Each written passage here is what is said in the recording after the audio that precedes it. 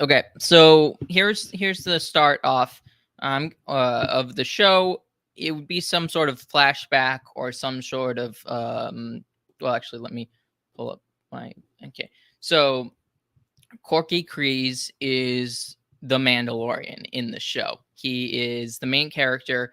Din Djarin will be a part of the show in this scenario, part of the story, but Corky Kryze is the Mandalorian because I think it makes the most sense for where the narrative was possibly going at the end of the Clone Wars show or in the last couple seasons.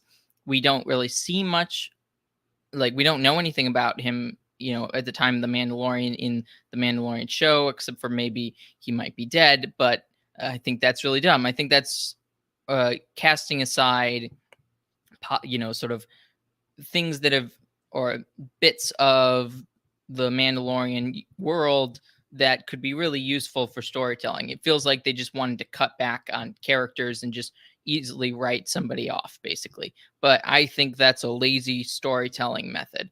So Corky Kryze at the point when his aunt Satine has been basically dethroned by Maul and the Death Watch. He's captured, but then he is freed by his tutor, whose name is Dolph Saxon. And it's I've named him that. So Dolph Saxon is basically, he fell in line with the pacifists group, but he always more was a I guess you could call him sort of a traditionalist, though he took elements from both the pacifist side and sort of the Death Watch side of things. So he was picked as Corky's tutor, and he frees Corky along with a few of his classmates, and they escape Mandalore because Dolph had connections with the Death Watch, so he was able to sort of parlay himself and the kids out of Mandalore, and they stop on the moon Concordia. And on the moon Concordia, uh, Dolph Saxon gives Corky Kryze the armor that he is meant to have because of his family's heritage.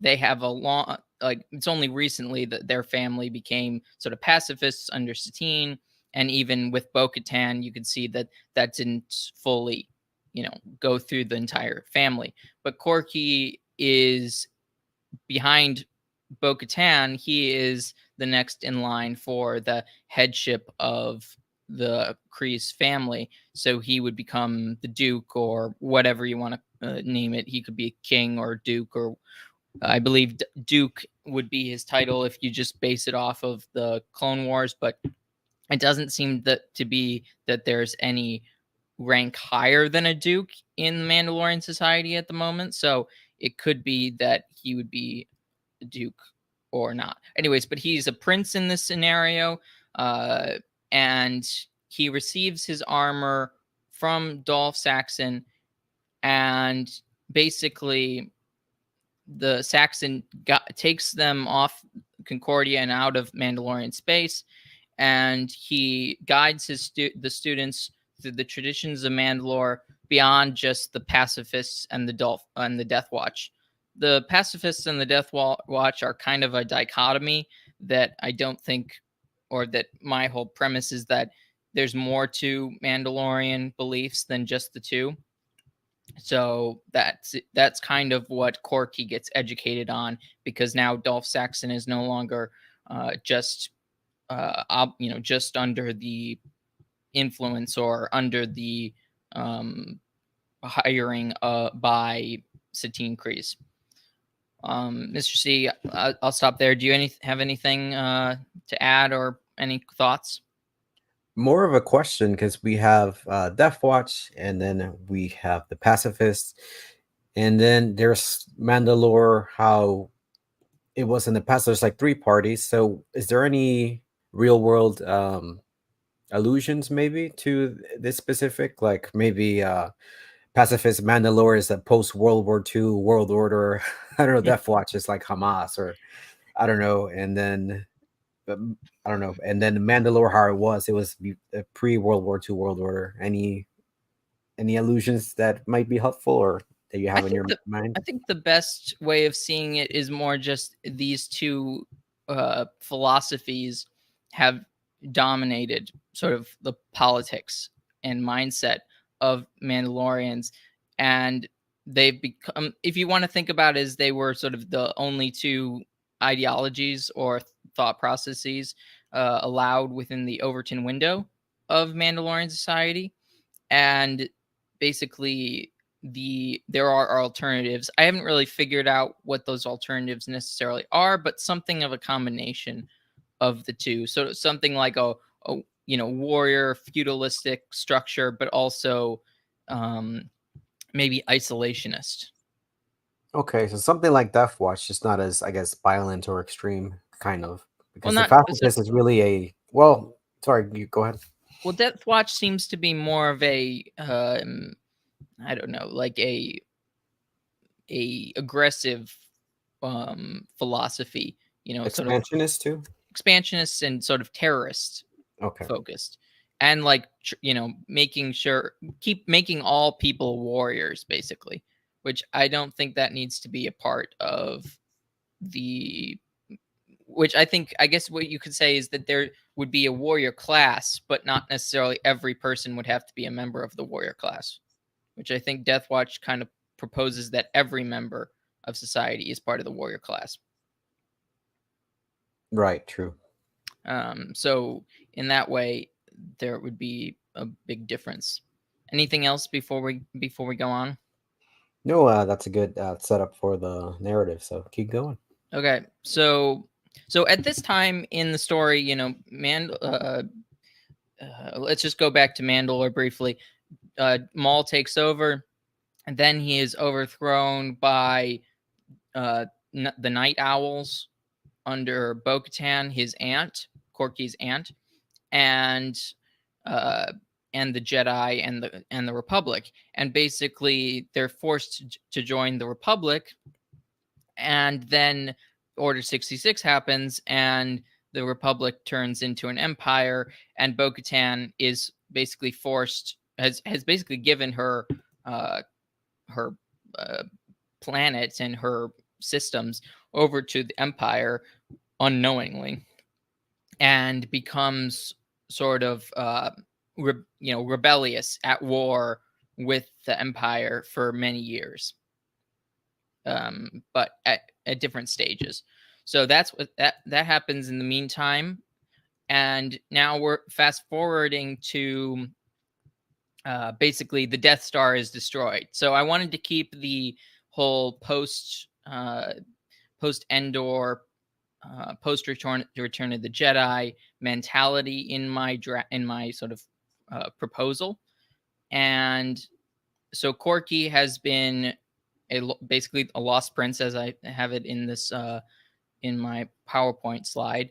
He is in exile, and he has not been called home or anything like that.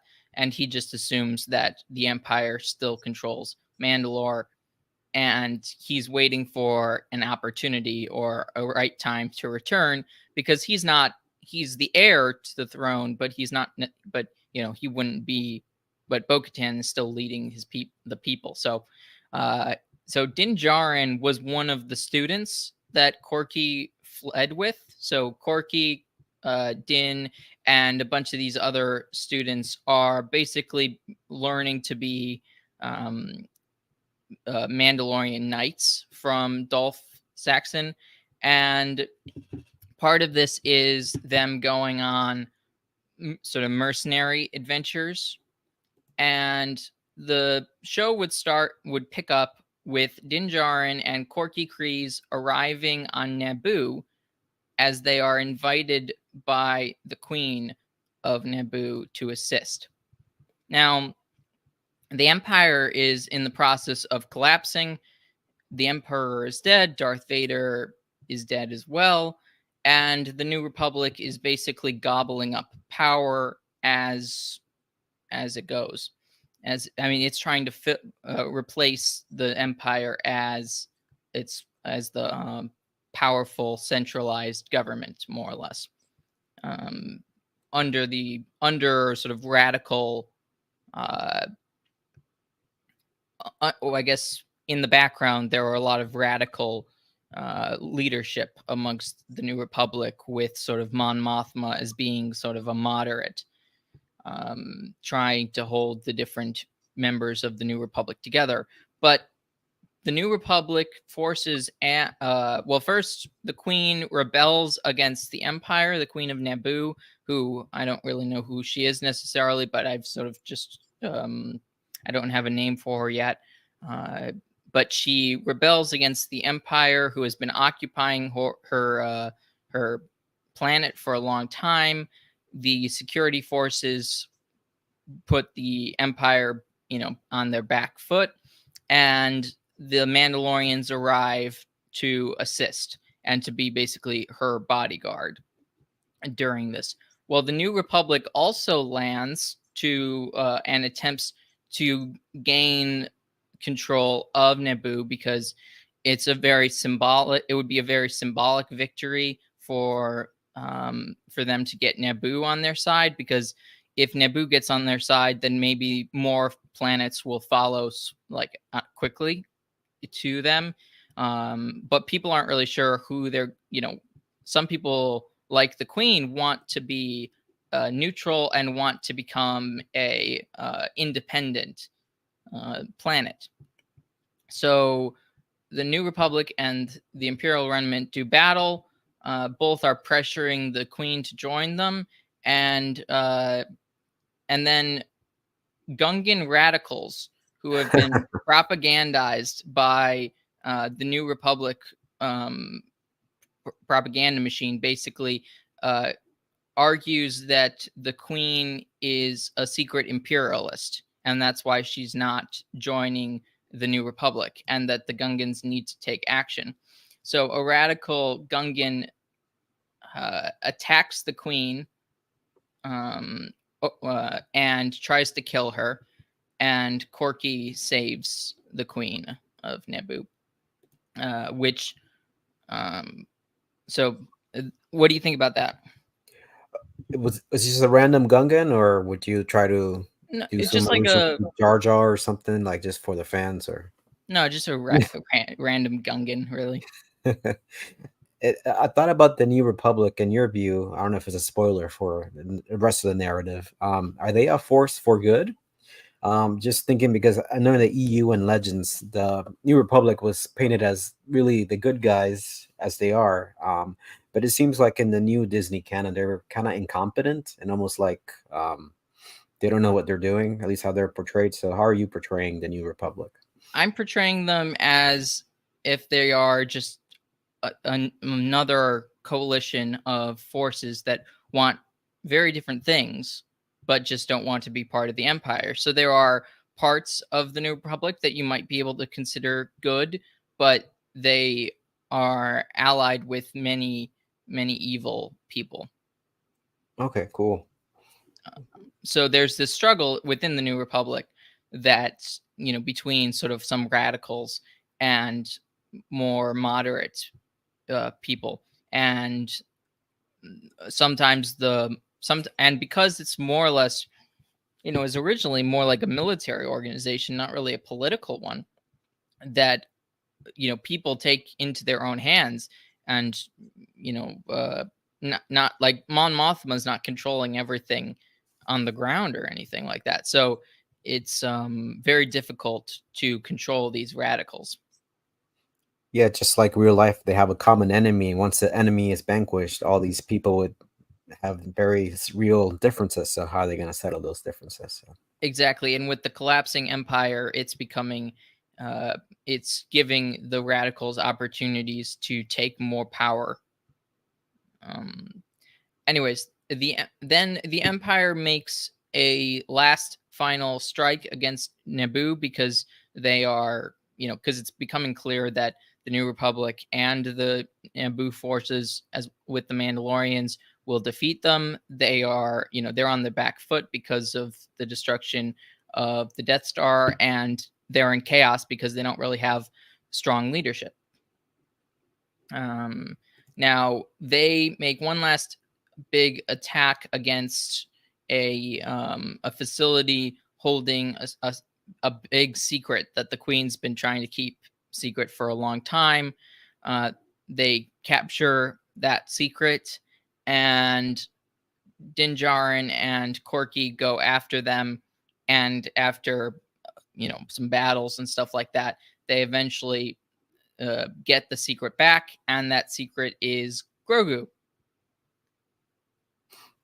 Nice. So You're really tying it in. Okay. yeah, I thought that was one of the main parts of the story that actually holds up. Sort Okay. of the relationship between Din Djarin and Grogu, sort of the father and son mentality.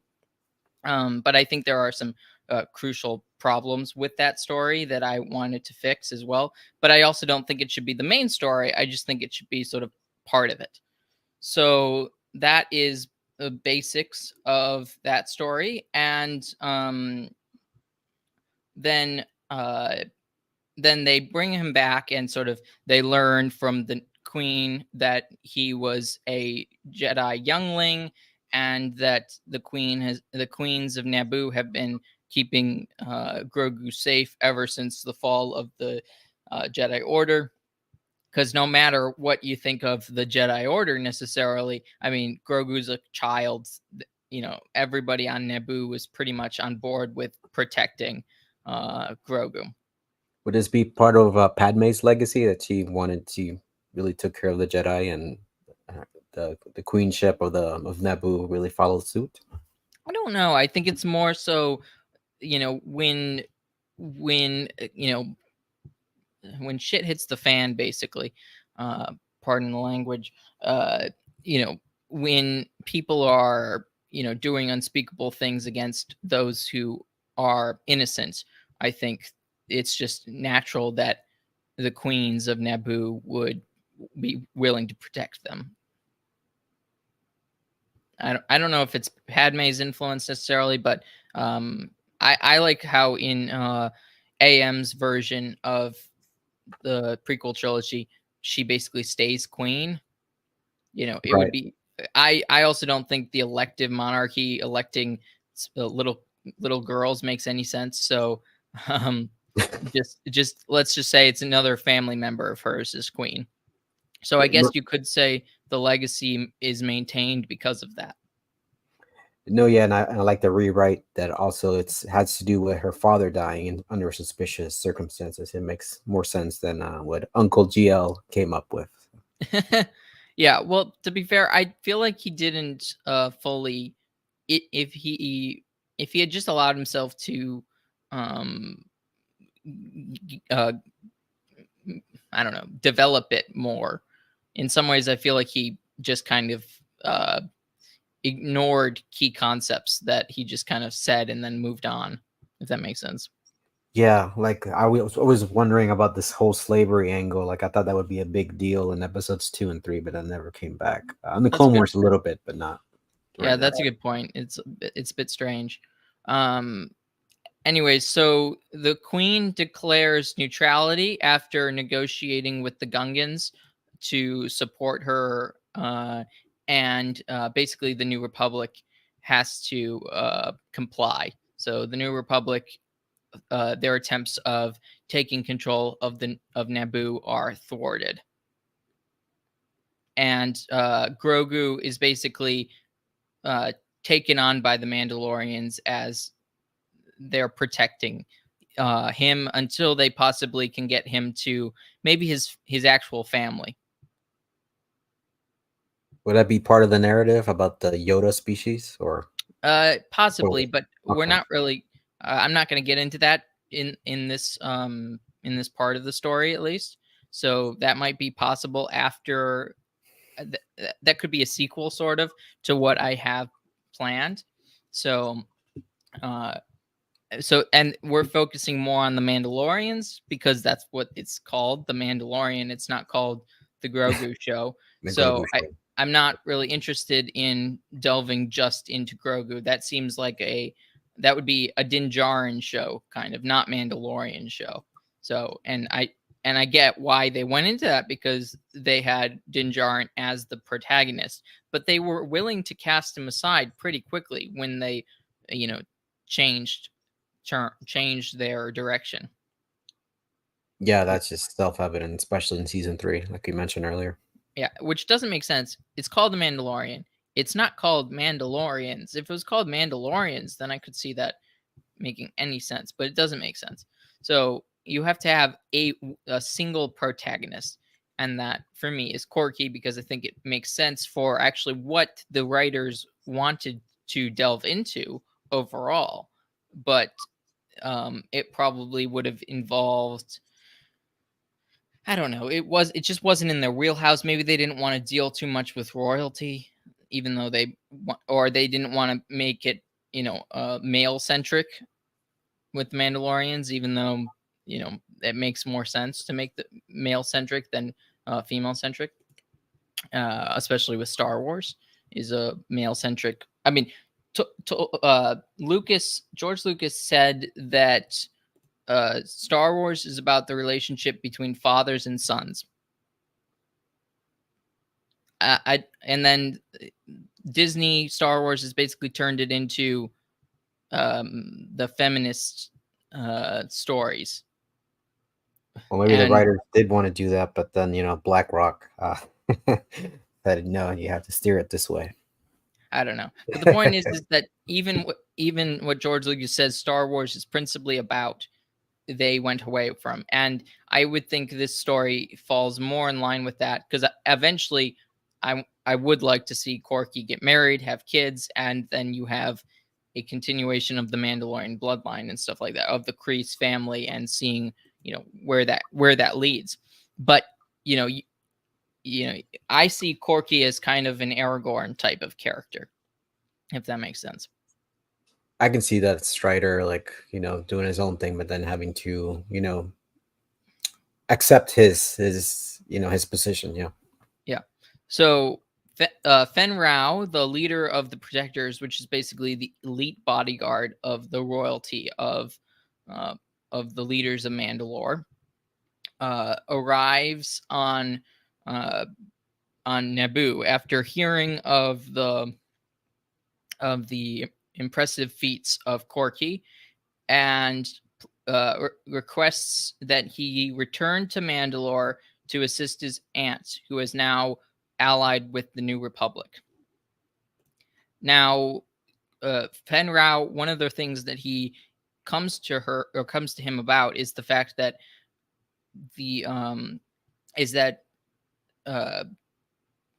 Bo-Katan's rule has basically devolved into her relying solely on the New Republic and the former Rebel Alliance for support. So she's more or less a puppet of them, and she's growing very old. She's probably in her 60s at this point. She's not the strong warrior that she was portrayed as in the Clone Wars. No, yeah, the age thing always gets me. Like, if you just stop to think about it, but yeah, it makes sense. It makes no sense that she would be the warrior or lady that she was in the Clone Wars TV show, or even in Rebels. She would have at least been a little younger, I guess. She still would have been pretty old, but still, she would be on the, she'd be losing her strength at this point. What strength she had, and he returns to find that the Night Owls and Sabine Wren have basically more or less corrupted Bo, and have created this dictatorship of basically these female Mandalorians over the Mandalorian people, and have subjugated them to the desires of the radicals in the New Republic. Because Sabine Wren in this story is a radical. She wants to she's basically sort of the most radical progressive that you could get in this story. if it's her hair color and style from Rebels. Well, she's been. I mean, also her family has all been murdered in this story. So she has really bought into some more real radical ideas, because a lot of her sort of what was tethering her to reality has basically disappeared. Mm. And when the Mandalorians, along with Corky and Din Djarin and Grogu, arrive on Mandalore, she alerts Luke Skywalker to Grogu's position, because she sees Jedi and thinks that they've like kidnapped him, basically. Nice, a Luke cameo. I'm interested to see who else that we know that will pop in or out. Yeah. So Luke shows up, or Luke will eventually show up, not yet. But Corky pleads for his people to be neutral and refrain from joining the bloody war, because no one really knows where who's gonna come on top, basically, and it's not clear by a lot of the by a lot of uh, evil things that both the New Republic and the Empire have done in this war, whether or not one side is good or the other. And the presence of radical groups in the New Republic is not it does not make Corky very willing to support the New Republic. And Mandalore has a long history of being independent, and Corky would like to see that restored. So his temperament is really like Aragorn. Like he just wants the best for his people. Yeah. I mean, he sort of grew up seeing the constant conflicts between his people, and their leadership has been unable to bring Mandalore together. So Luke arrives and confronts the Mandalorians, and basically he thinks it's his right to take Grogu back to the Jedi Order, because that's where he was.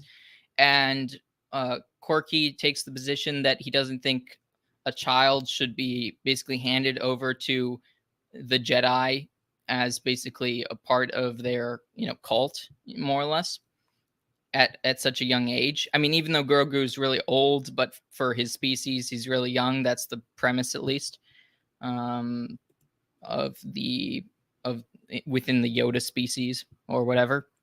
Anyways, it becomes a sort of a standstill, because Luke recognizes that being the nephew of Bo-Katan, he is under her protection, and he does not want to possibly force a battle with the Mandalorians, because he also has heard the tales of the wars between the Mandalorians and the Jedi.